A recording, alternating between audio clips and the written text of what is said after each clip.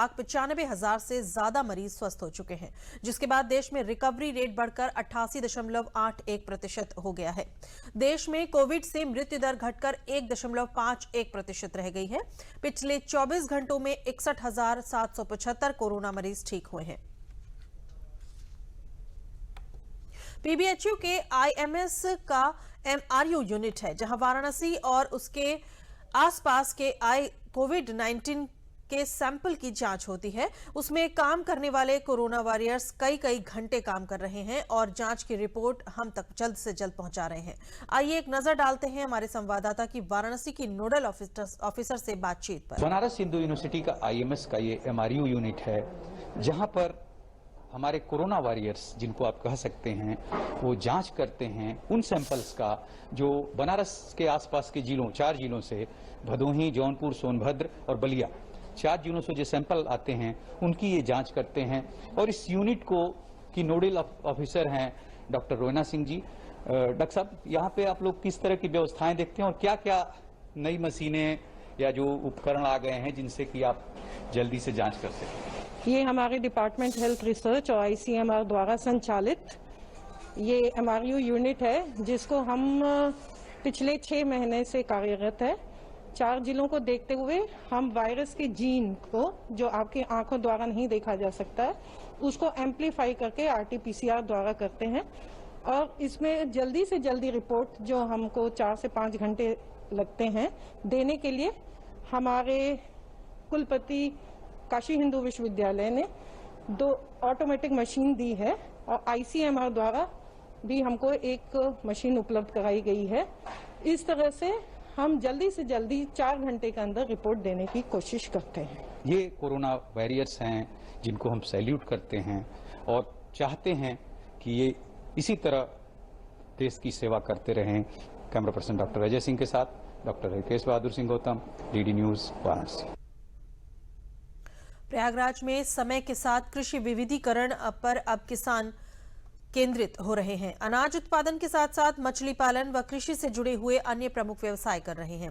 मछली पालन को बढ़ावा देने के लिए प्रधानमंत्री द्वारा शुरू की गई प्रधानमंत्री मत्स्य संपदा योजना के इस व्यवसाय को बढ़ावा मिला है। इस योजना से जुड़े मछली पालन व्यवसाय में किसानों का कहना है कि इस योजना से किसानों का हित जुड़ा हुआ है।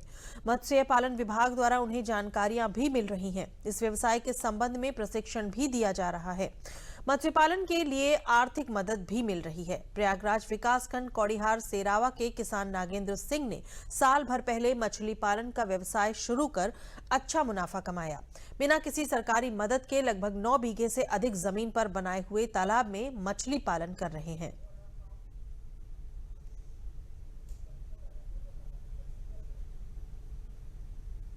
हम लगभग 2 वर्षों से कार्य कर रहे हैं और 40% से लेकर 50% तक इसमें बेनिफिट है।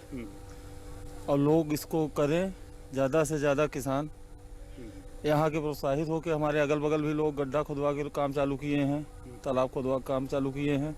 नई प्रधानमंत्री संपदा योजना में हमारा चयन हुआ है। को कम से कम कोई एक प्रधानमंत्री किसान के बारे में सोचा तो नहीं। इसके पहले भी प्रधानमंत्री होते थे लोग, लेकिन किसानों को कुछ नहीं मिलता था। कम से कम प्रधानमंत्री योजना मत्स्य पालन ले आके मोदी जी ने एक किसानों के बीच में एक नई क्रांति ला दी है। जानकारी देंगे और किसानों को जो है एक अच्छा अनुदान मिल जाएगा, जिससे जिसके पास कम पूंजी भी है वो भी अपना व्यवसाय कर पाएंगे। मैं आर्मी से रिटायरमेंट होने के बाद प्रधानमंत्री मत्स्य पालन योजना के तहत मछली पाल रहे हैं, उससे हमको लाभ हो रहा है। उससे जो पानी निकल रहा है उससे हम खेत की सिंचाई कर रहे हैं। उसमें हमको खाद की मात्रा कम डालनी पड़ रही है। आगे इससे और उन्नत होगी।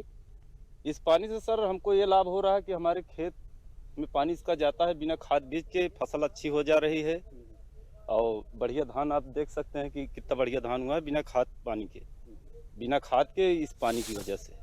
इसलिए इस मत्स्य पालन में इसमें खाद अच्छी पड़ती है, इसमें प्रोटीन जो है इसमें पानी से सब यूज होता है। योजना के लिए हम सरकार को धन्यवाद देना चाहते हैं, इसलिए कि इससे हमको काफ़ी लाभ हो रहा है। मत्स्य पालन का व्यवसाय अच्छा है, इससे उन्नति भी अच्छी होती है और हमारा जो आरी बगल के खेत बाड़ी है इससे सिंचाई भी हो जाती है, खाद वाद लगता नहीं, खेती भी अच्छी होती है। और पहले तो हमने थोड़ा किया था, अभी बढ़ा भी लिए, उस साइड में हमारा और नया काम चल भी रहा है। तो इससे हम और बढ़ाना चाहते हैं। तो सरकारी योजनाएं जो आती है मत्स्य पालन की, प्रधानमंत्री योजना वाला जो सिस्टम चालू हुआ है, उसी से जुड़कर हम अपना व्यवसाय और बढ़ाना चाहते हैं। अयोध्या के डाक विभाग ने एक विशेष और अभिनव पहल शुरू की है। अब आप देश विदेश में घर पर बैठे अयोध्या के ऐतिहासिक और प्राचीनतम सिद्ध पीठ हनुमानगढ़ी का प्रसाद डाक विभाग से मंगवा सकते हैं। बस सब पोस्ट मास्टर अयोध्या को ₹251 या फिर ₹551 का ई मनी ऑर्डर भेजकर अब घर बैठे मंगवाएं हनुमानगढ़ी अयोध्या का प्रसाद। फैजाबाद प्रधान डाकघर के R&C कंपनी के सहयोग से डाक विभाग ने श्री हनुमानगढ़ी धाम अयोध्या पर विशेष आवरण एवं विशेष विरूपण किया है। साथ ही डाक विभाग तथा संकट मोचन सेना ट्रस्ट ने देश के कोने कोने में हनुमानगढ़ी अयोध्या धाम का प्रसाद पहुंचाने की सेवा का भी शुभारंभ किया। कार्यक्रम में मुख्य अतिथि लखनऊ परिक्षेत्र के post master general Vivek Kumar दक्ष ने शिरकत की। उन्होंने कहा कि श्री हनुमानगढ़ी धाम का विशेष आवरण न सिर्फ देश के भीतर बल्कि वैश्विक स्तर पर भी सांस्कृतिक संदेश वाहक का कार्य करेगा।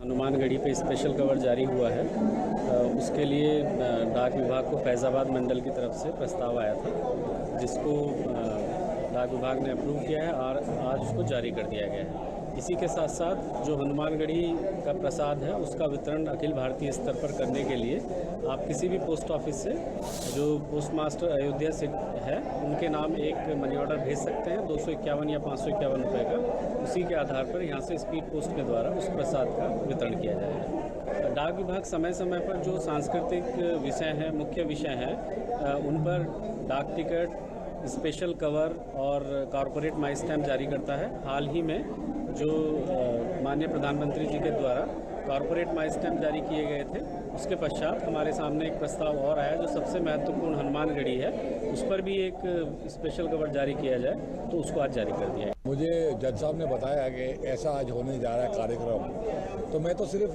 बैठ के देखने आ रहा वाला था कि भाई हनुमान जी के तो हम भक्त हैं, हम सेवक हैं, तो वो जहाँ भी बुलाएंगे तो हम तो पहुँच ही जाएंगे। तो मुझे लगता है कि ये ऊपर वाले ने यही, इसीलिए ये प्रोग्राम डिले हुआ है कि मैं भी यहाँ आऊँगा और मुझे भी आशीर्वाद मिलेगा, देखने मिलेगा। पोस्ट ऑफिस से तो हम सब बहुत प्रेम करते हैं, आपको समझना पड़ेगा। पोस्ट ऑफिस वाले हम बच्चे हैं तब से देख रहे हैं कि पोस्ट ऑफिस से ही इंडिया चलता था। अभी ये ईमेल वीमेल बाद में आई है, लेकिन पोस्ट ऑफिस की वैल्यू कभी जा नहीं सकती। And it was wonderful. ये स्टैंप्स का जो सिस्टम है बहुत बढ़िया। उन्होंने अयोध्या में हो रही रामलीला के मुख्य पात्र राम, सीता और राज्याभिषेक के दौरान बाधा बनी मंथरा से हमारे संवाददाता आशुतोष शुक्ला ने की बातचीत। आइए देखते हैं एक रिपोर्ट। राम और सीता के चरित्र का अभिनय वास्तव में सामान्य नहीं है। इस चरित्र को निभाने के लिए पूरा इसे जीना पड़ता है।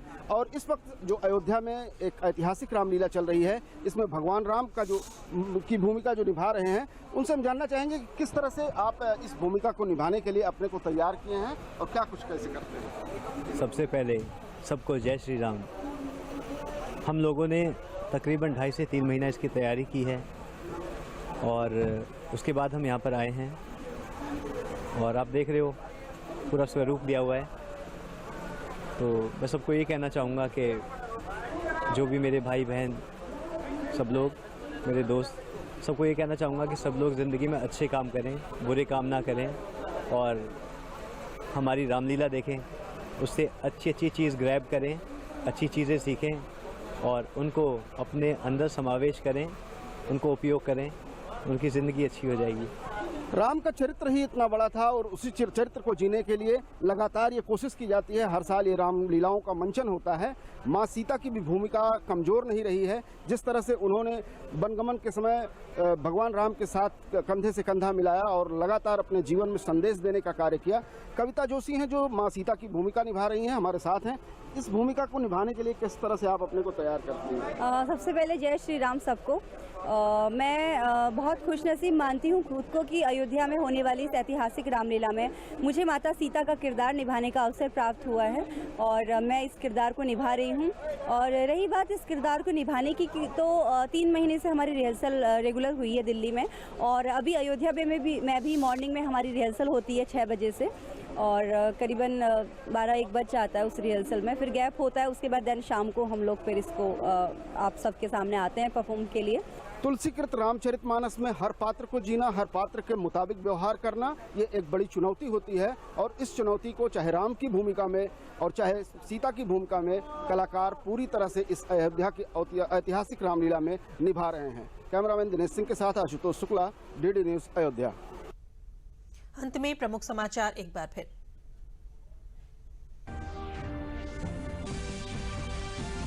केंद्रीय गृह मंत्री अमित शाह ने पुलिस स्मृति दिवस पर राष्ट्रीय पुलिस स्मारक पर शहीद पुलिसकर्मियों को दी श्रद्धांजलि। कहा, उनकी सरकार पुलिस बलों के कल्याण के लिए हर संभव प्रयास कर रही है। मुख्यमंत्री योगी आदित्यनाथ ने लखनऊ स्थित पुलिस लाइन में शहीद पुलिसकर्मियों को दी श्रद्धांजलि। कहा, उनकी सरकार तथा पुलिस जीरो टॉलरेंस पर काम कर रही है।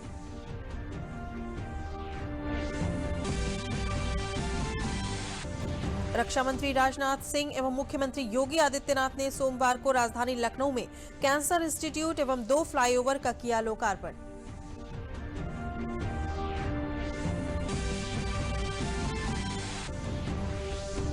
और उप मुख्यमंत्री दिनेश शर्मा ने कहा है कि त्योहारों की सीजन के बाद नवंबर में कॉलेज और विश्वविद्यालय खोले जाएंगे। डॉक्टर दिनेश शर्मा आगरा में अधिकारियों के साथ विचार विमर्श कर रहे थे। इसी के साथ समाचार समाप्त हुए। नमस्कार।